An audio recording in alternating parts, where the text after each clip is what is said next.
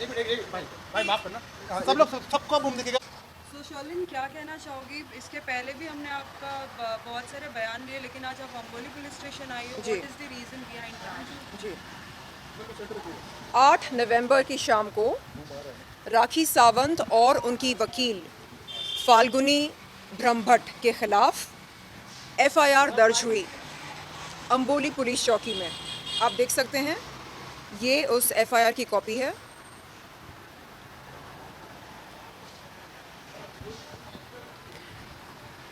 धाराएं देख सकते हैं आप। 354A, IPC 500, IPC 504, IPC 506, IPC 509, IT act 67A। आपको मैं बता दूं कि इन धाराओं में से कॉग्निजेबल कौन सी धाराएं हैं। IPC 354A ये कॉग्निजेबल है, IPC 509 ये कॉग्निजेबल है, और IT एक्ट 67A ये भी कॉग्निजेबल है। इसका मतलब क्या है? इस धारा का मतलब क्या है? 354A, इसका मतलब ये उस अपराध पर लगता है जो यौन शोषण या सेक्सुअल हैरेसमेंट के साथ जुड़ा हो। IPC 509 क्या है? एक्ट, वर्ड और gesture intended to outrage a woman's modesty. इसका मतलब वो अभद्र शब्द या हरकत जिसके चलते किसी महिला की इज्जत को उछाला जाए, ये कलम उस अपराध पर लगता है। IT एक्ट 67A क्या है? हमारा संविधान ये कहता है कि कोई भी इंसान किसी महिला या पुरुष के वस्त्रहीन चित्र, फोटोज या वीडियोस किसी भी पब्लिक प्लेटफॉर्म पर नहीं पेश कर सकता है, नहीं दर्शा सकता है, नहीं शोकेस कर सकता है। ये तमाम अपराध राखी सावंत और उनकी वकील ने किए हैं, और इसलिए जी जी पुलिस ने कहा कि बहुत जल्द राखी सावंत और उनकी वकील फाल्गुनी ब्रह्मभट्ट को समन्स नोटिस भेजी जाएगी। आपको मैं बता दूं कि सबसे पहले मैंने राखी सावंत के खिलाफ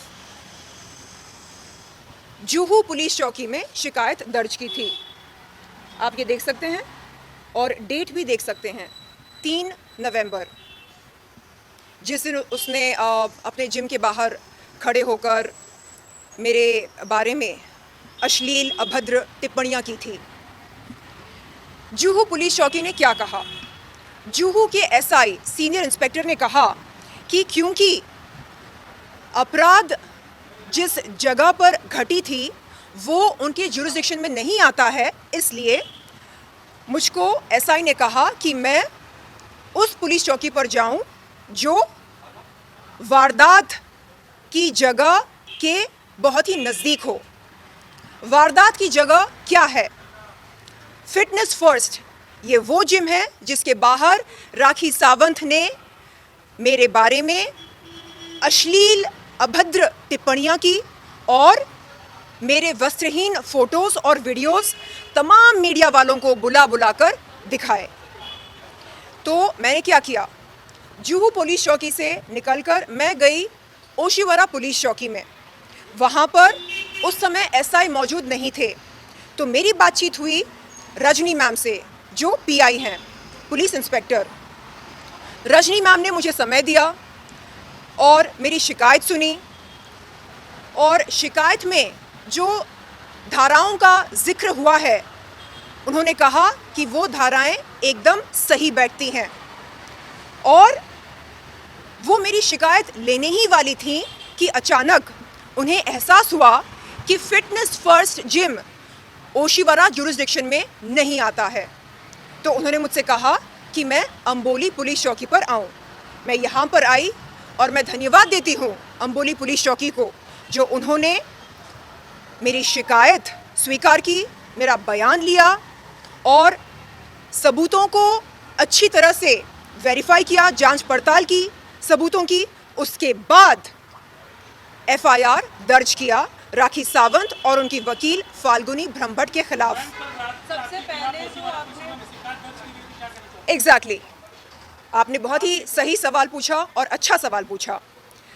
कल रातों रात राखी सावंत और उनकी वकील फाल्गुनी ब्रह्मभट्ट ने मेरे खिलाफ एक काउंटर एफआईआर दर्ज कराया। कहाँ? ओशिवरा पुलिस चौकी में। मैं यहाँ से तत्काल ओशिवरा पुलिस चौकी जाने वाली हूँ। जब मैं वहाँ पर गई थी, आप देख सकते हैं, उन्होंने मेरी शिकायत की कॉपी स्वीकार की और कहा कि क्योंकि फिटनेस फर्स्ट जिम जहां पर अपराध घटी थी, वो जिम उनके जुरिस्डिक्शन में नहीं आता है, नहीं बैठता है, इसलिए उन्होंने मुझसे कहा कि मैं अंबोली पुलिस चौकी पर आऊं। तो ये देखिए, ओशिवरा पुलिस चौकी ने मुझको ये पत्र भेजा मेरे घर पर। इसमें लिखा है कि क्योंकि fitness first gym Oshiwara jurisdiction में नहीं बैठता है, नहीं आता है, इसलिए वो मेरी शिकायत की कॉग्निजेंस नहीं ले सकते हैं। ये वो पत्र है जिसमें ये लिखा है। मैम आप क्या चाहती हैं? अब तत्काल मैं जाने वाली हूँ ओशिवरा पुलिस चौकी। मैं जाकर वहाँ पर ये पूछने वाली हूँ कि रातों रात ऐसी क्या मजबूरी आ पड़ी उस पुलिस अधिकारी पर जिन्होंने मेरे खिलाफ एफआईआर दर्ज किया। मैं जानना चाहती हूँ कि क्या आईपीसी 500, आईपीसी 504, आईपीसी 506 क्या ये कॉग्निजेबल हैं, ये धाराएं? इसका जवाब है नहीं, ये नॉन कॉग्निजेबल हैं। अब बचा क्या उनके एफआईआर में? कौन सी धारा बचती है? आईपीसी 509। ये धारा उन्होंने मुझ पर लगाई। क्या ये धारा एक पीड़ित महिला पर जो इंसाफ की लड़ाई लड़ रही है उस पर लागू होती है? ऐसा क्या अभद्र मैंने कहा राखी सावंत के खिलाफ, जिसके चलते ओशिवरा के पुलिस अधिकारी ने बगैर सोचे समझे रातों रात मुझ पर यह धारा लगाई? मैं जानना चाहती हूं और मैं ये विनती करती हूं कि एक कमेटी का आयोजन किया जाए ताकि ये पता चले कि उस पुलिस अधिकारी पर ऐसी क्या मजबूरी थी जिसके वजह से रातों रात उन्होंने मुझ पर आईपीसी 509 की धारा लगाई। दूसरी बात यह है, जब मैं पुलिस चौकी पर जाती हूं, मुझसे पूछा जाता है, मैडम अपराध कहां घटी, किस जगह पर घटी?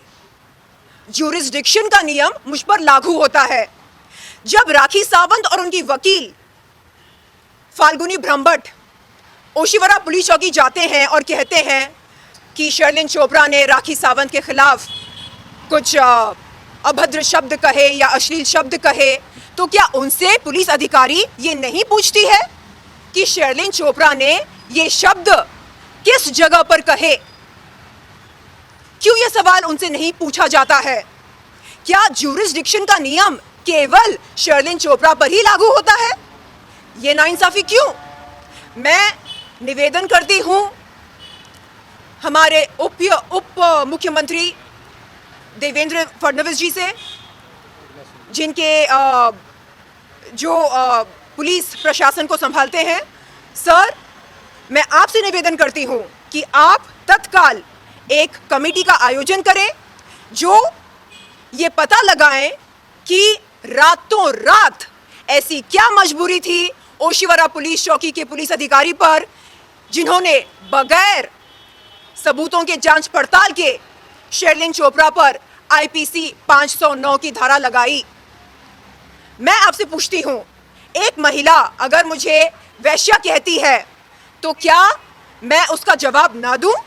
मैंने केवल इतना कहा कि एक पब्लिक इवेंट के एक पब्लिक इवेंट में मेरी मुलाकात हुई थी राखी सावंत से, और उस पब्लिक इवेंट में राखी सावंत ने स्वयं मुझको ये बताया, ये जानकारी दी कि उसके पास मेरे इवेंट क्वेरीज आते हैं। मैंने पूछा, राखी मेरे इवेंट क्वेरीज तेरे पास क्यों आते हैं? उसने कहा कि वो प्राइवेट इवेंट्स की बुकिंग्स लेती है। इस जानकारी के चलते मैंने मीडिया के सामने ये बात रखी। मैंने कहा कि हाँ, वो दलाल है। अब मैं आपसे पूछती हूँ, क्या दलाल एक ऐसी गाली है जिस पर IPC 509 की धारा लगनी चाहिए? क्या स्टॉक मार्केट में, क्या रियल एस्टेट में दलाल शब्द का प्रयोग नहीं किया जाता? दलाल वो इंसान है जो दूसरों की कमाई से कमीशन लेता है। मैंने कहा, तो आपका कहना यह है कि ओशिवारा पुलिस स्टेशन पार्शलिटी कर रही है आपके और राखी के बीच में? देखिए, मैं ये कह रही हूँ कि जब मैं पुलिस चौकी पर जाती हूँ शिकायत दर्ज करने, तो सबसे पहले मुझसे कहा जाता है कि मैं सबूत पेश करूँ। उसके बाद मुझसे पूछा जाता है कि क्या जो वारदात घटी है वो जगह उनके जुरिस्डिक्शन में आता है या नहीं आता है। तो इस तरह के सवाल क्या राखी सावंत और उनके वकील फाल्गुनी ब्रह्मभट्ट के सामने पुलिस अधिकारियों ने रखे या नहीं? मुझे ये जानना है कि क्या भारत देश में आने वाले समय में अगर लोग चर्बी की दुकान, अश्लील, वाहियात, बदजात, घिनौनी, दलाल इन शब्दों का प्रयोग करें तो क्या उन तमाम लोगों पर IPC 509 की धारा लगेगी? मैं जानना चाहती हूं कि क्या कानून हम सब के लिए अलग है या हम सब के लिए एक समान है? साथ ही पहले तो आपने साजिद की बात आपने ली थी। राखी सावंत जुहू पुलिस स्टेशन क्यों नहीं गई? क्योंकि ये मामला जुहू पुलिस स्टेशन में आता है। बिल्कुल। देखिए, यहाँ पर एक सज्जन खड़े हैं जो कह रहे हैं कि राखी सावंत को अगर शिकायत करनी होती मेरे खिलाफ तो वो जुहू पुलिस चौकी जाती, लेकिन उसने ऐसा नहीं किया।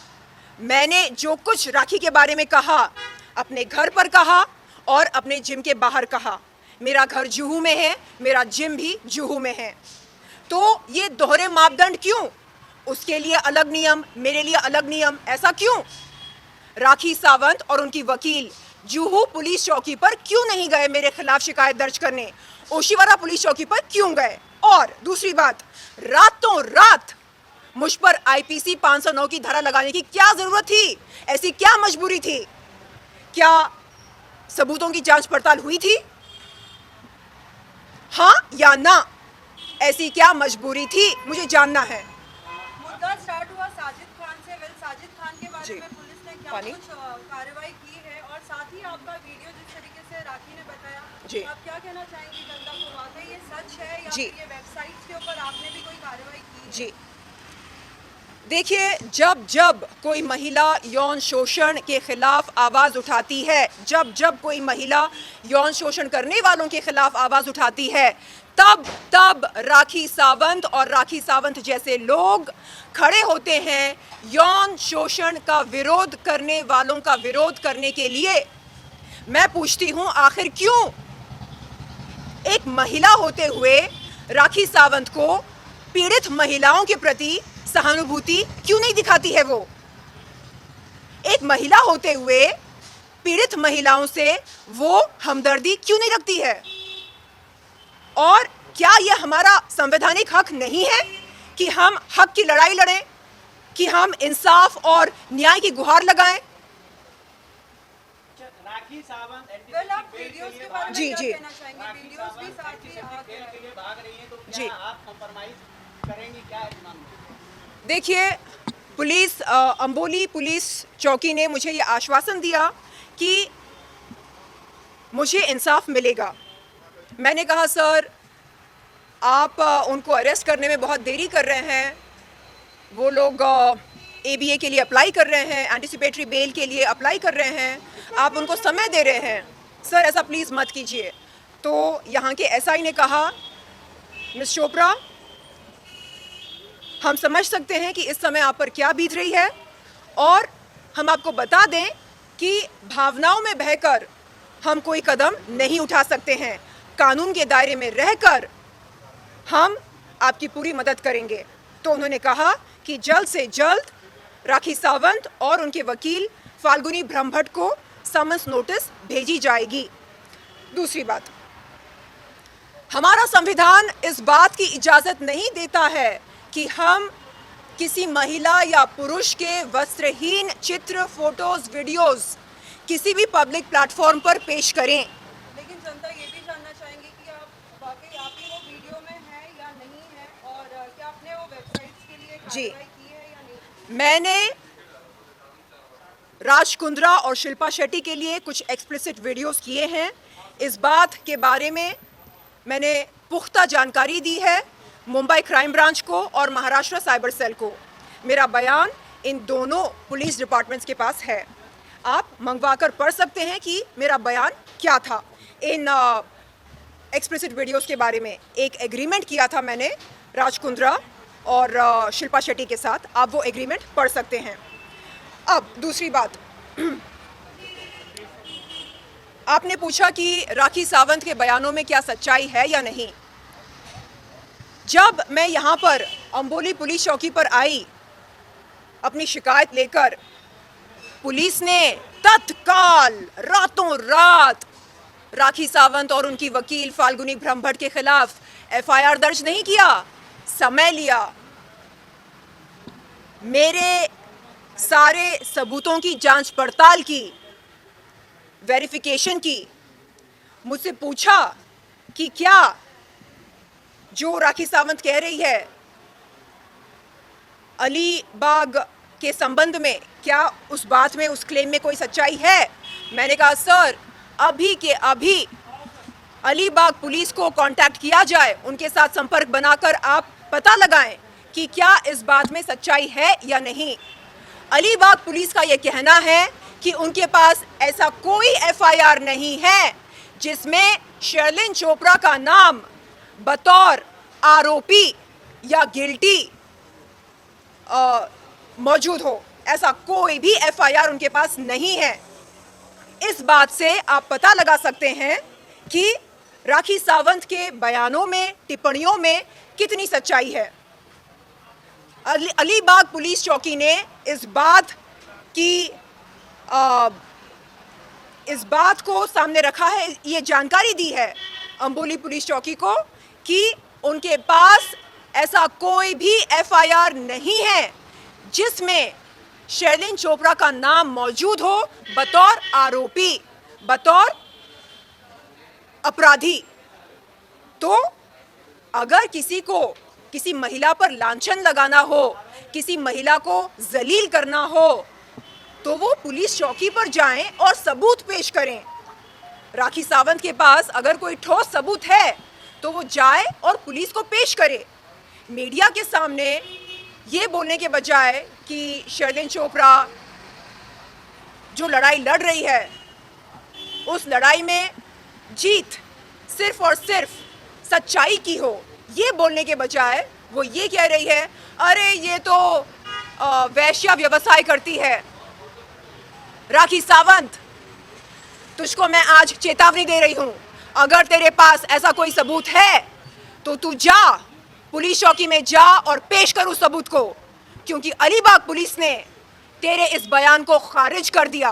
अलीबाग पुलिस ने कहा कि उनके पास ऐसा कोई एफआईआर नहीं है जिसमें शर्लिन चोपड़ा का नाम मौजूद है बतौर अपराधी, बतौर आरोपी। उनके पास ऐसा कोई एफआईआर नहीं है। राखी सावंत, झूठ बोलना बंद कर, झूठ बोलना बंद कर, अपनी लड़ाई लड़। पब्लिसिटी की भूखी है वो, इसलिए जब कोई पीड़ित महिला आवाज उठाती है यौन शोषण के खिलाफ, वो उसकी लड़ाई में जबरदस्ती घुसकर लाइमलाइट और पब्लिसिटी पाने की इच्छा रखती है।